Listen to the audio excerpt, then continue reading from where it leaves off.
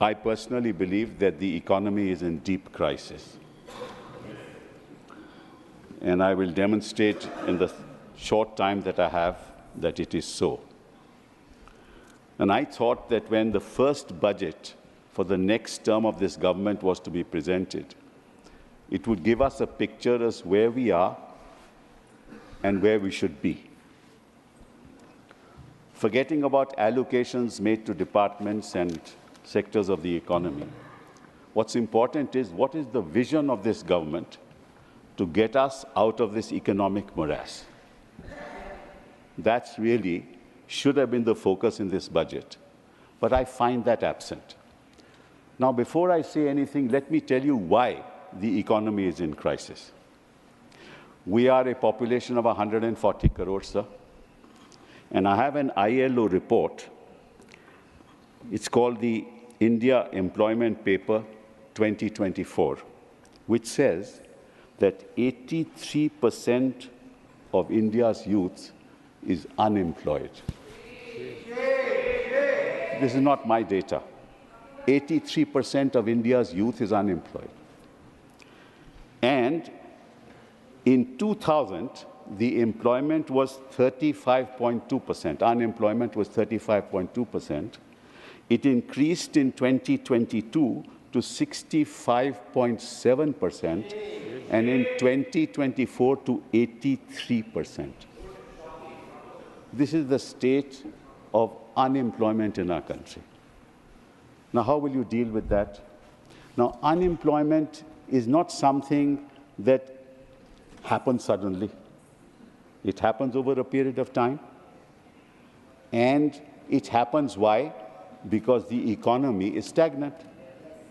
And unemployment is related ultimately to several factors.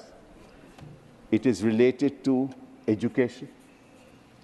It is in turn related to skill development, which in turn is related to industrial production, which in turn is related to GDP growth. Unless you deal with all these sections, you'll not be able to increase our unemployment rate. So this is where we are. And most of the unemployed people are in the unorganized sector. Only 10% are people who are organized in the organized sector. So the CMI data says that 79% of our population belongs to the working age group of 111 crore people out of 140 crore, of which 83% are unemployed. Now you can imagine the crisis that this country is facing.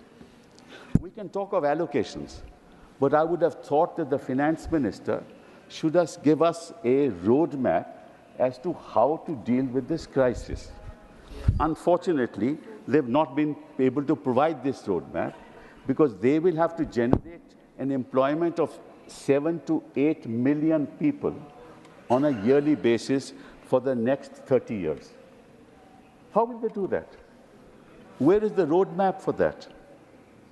Now, every budget ultimately is a political statement, whether we presented it this side or you presented it that side.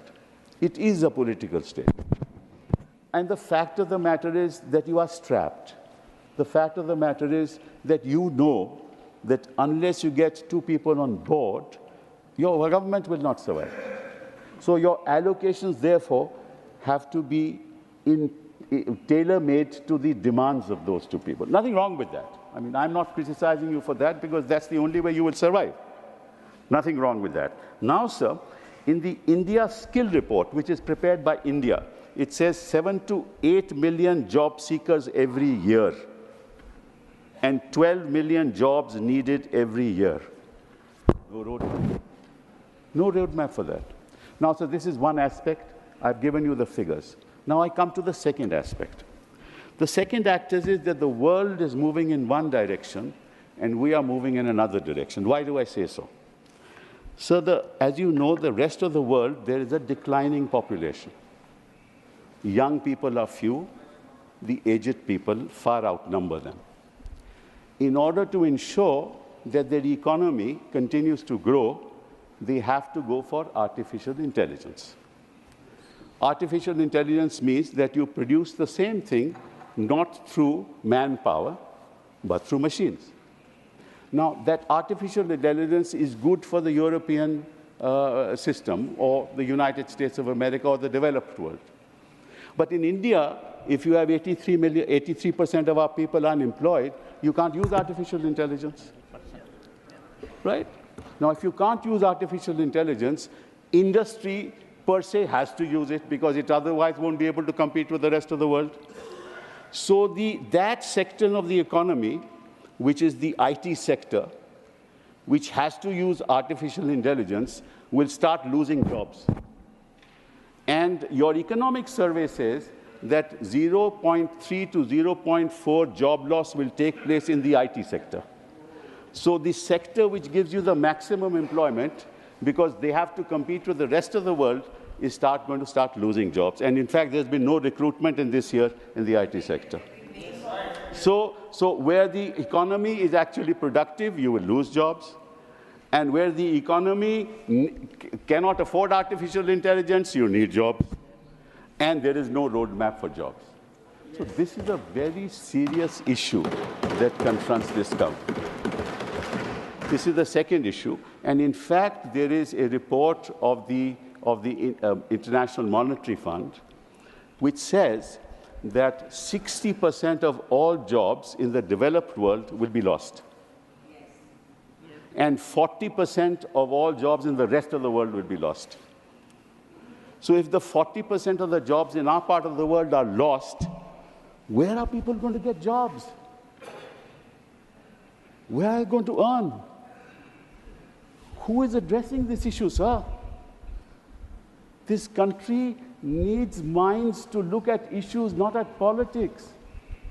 You and I are together for the country, not for BJP or Congress or Samajwadi Party or some other party.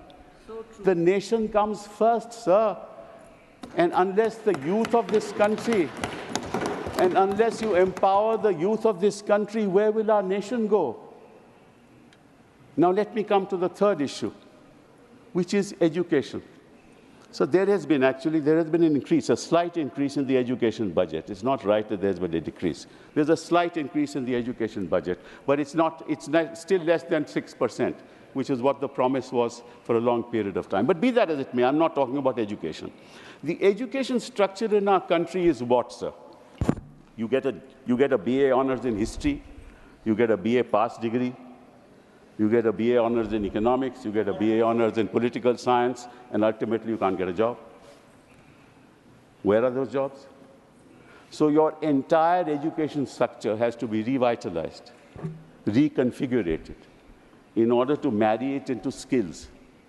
In order to marry it into skills, you need a revamp of the secondary level education system of our country. Because that's where your education system should talk about skills along with education, so that thereafter they get into the ITI system, that is the Institutes of Technology, and that in turn collaborates with industry. So industries, education, ITI to work together for absorption of young people into jobs in industry. That's the way you do it. Who is doing it, sir? Where is that roadmap in our country?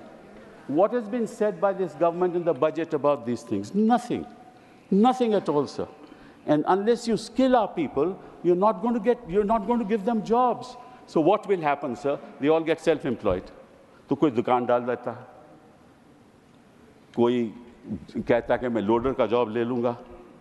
हाँ, आपके बॉम्बे में क्या हुआ आप जानते हो, मैं उसके बारे में बात नहीं करूँगा.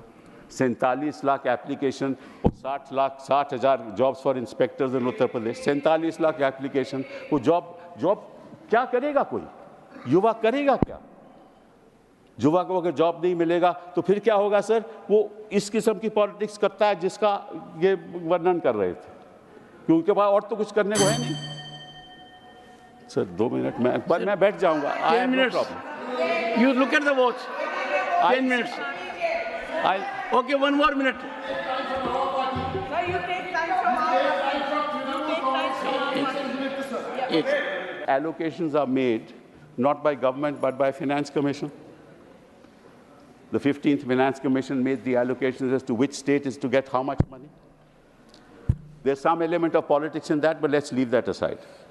The Finance Commission said that 41% of the revenues that are earned will go to the states. Right, sir? Now, what actually happened? What actually happened is that the central government started to impose cess and surcharge. Now, cess and surcharge is not allocated to the states. Yes. Right? So all that comes into the kitty of the central government. And the result is today, sir, that the states are getting only 32% of the total resources that the central government gets. 32%. It is supposed to get 41%. It is correct, but it's getting at the moment 32%. Now the problem is, sir, that also the expenditure is monitored by the Union of India. My request to the finance minister through you, sir, is the following. You cannot monitor education from Delhi. Yes. You cannot monitor healthcare from Delhi. Correct. It's not possible. India is such a vast country, and I have been Minister for HRD. I know how difficult it is to monitor. What is happening in Arunachal will not happen in Uttarakhand. What's happening in Uttarakhand will not happen in Maharashtra. You need a model for each state government as to how they want to take their children forward. For God's sake, give that money to the state government. Let them do what they like to do with education. Let them do what they like to do with health. That's the third point I want to make. And the last point I want to make is the following. Sir, no country has ever progressed unless it has invested in Africa. And in a country like Japan, Germany, other parts of the world, this is the kind of expenditure on R&D that is being done. India, it is $47.57 billion, right, over a population of 140 crores. In Israel, it is $16 billion. In Japan, it is $172 billion. In US, it's $606 billion. In Germany, it's $131 billion. In China, it is $514 billion. Why is that, sir? The reason is all wealth is not created by industry. It is created in the university system. Through what? Through ideas. These ideas are translated into prototypes, and then angel investors come, invest in those prototypes. They then are translated into goods and services, and those goods and services ultimately sell. Now, if you do not invest in R&D, either in agriculture, and that is the biggest bane of our country, that you are talking about 2 lakh crore for the agricultural community, but no real expenditure on R&D in agriculture. If you spend 100 crores in agriculture, your return will be 1,000 crores. Therefore, all wealth is created in the university system, both in the United States and in China. And here you are controlling universities. Please allow the education system to be free. Do not interfere in the education system of our country. Do not interfere. And once you give enough resources to the university system, they will produce wealth in themselves. And that's how employment will be generated.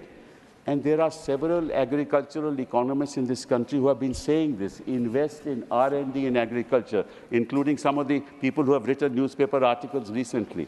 And what you have done in agriculture today, you have increased it by 5%, the budget by 5%. That's going to give you nothing, sir. So please free your mind from control. You want to control the politics of this country. You want to control the economy of this country. It can't happen from New Delhi. Give us freedom. Give the states freedom. Give our citizens freedom. Give our women freedom. Give our youth freedom. It's only then that India will rise and we will become a Viksit Bharat. Thank you very much.